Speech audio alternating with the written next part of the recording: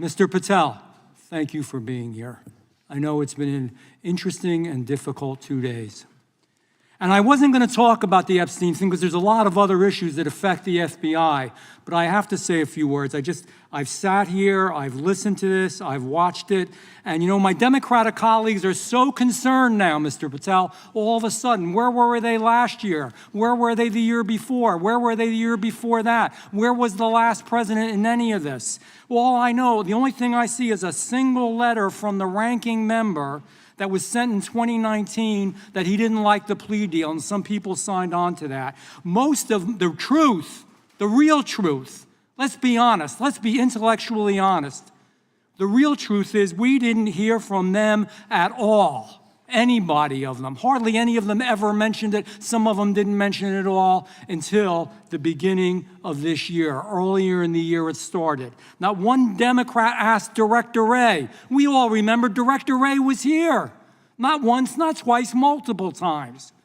Nobody asked Director Wray about Epstein before this committee. Nobody was that concerned. Where was the concern for the victims then? Where was the moral righteousness then? Where was the outrage then? Where was the sense of duty then? Where was the desire for accountability then? Where was the urgency for justice then?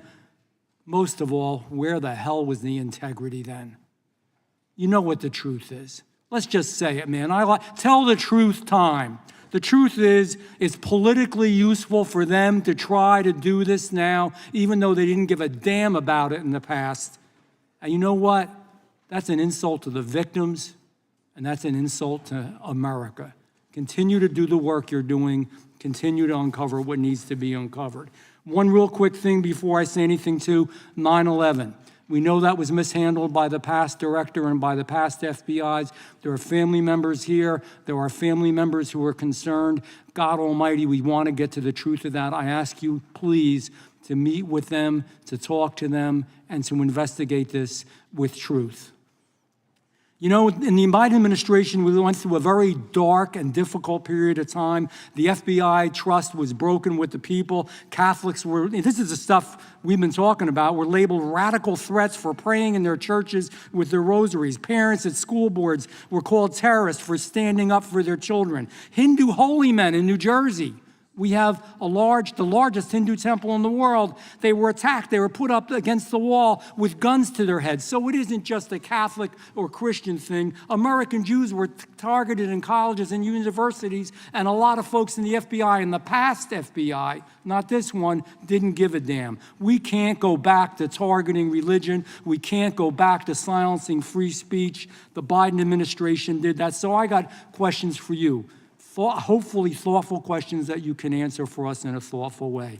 How is this FBI now, under your leadership, how are we restoring trust for Catholics, for Hindus, for Jews, for parents, for all the other, for just American people that were targeted by FISA because they had a different viewpoint? How are we restoring that trust in the FBI? In multiple ways, sir. One, and maybe most importantly, is through transparency and providing the American public with the material so they can read it themselves as to what the abuses were in the past, whether it relates to the Catholic memo or the Hindu incident you talked about at the largest temple in North America.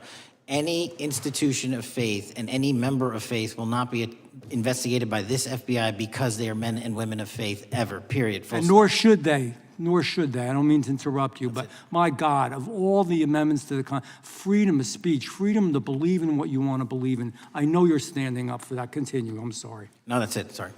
Okay. The Richmond memo was driven by a reliance on sources. The Southern Poverty Law Center. The words sound nice, but the organization's not so nice. And we've seen the Anti-Defamation League distort data that counts as violence. Have you been able to identify and eliminate these kinds of partisan sources? We welcome all sources, but we want objectivity and neutrality and decency in the way we report all this. Have you been able to uncover any information there? How do we make sure our sources are good in the future? We have reviewed the source processes that infiltrate any institutions of faith, and they will no longer be going into institutions of faith.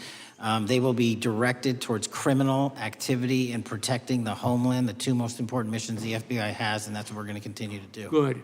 And I'll say this, there was a lot of bull today, a lot of you know what, and I'm not going to say it because I respect the institution so much going on around here. Continue to do the work of the people.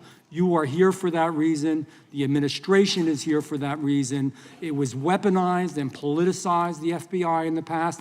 I hope to God we never, ever see that again. One of the darkest parts of American history. Thank you, Mr. Patel. I yield back.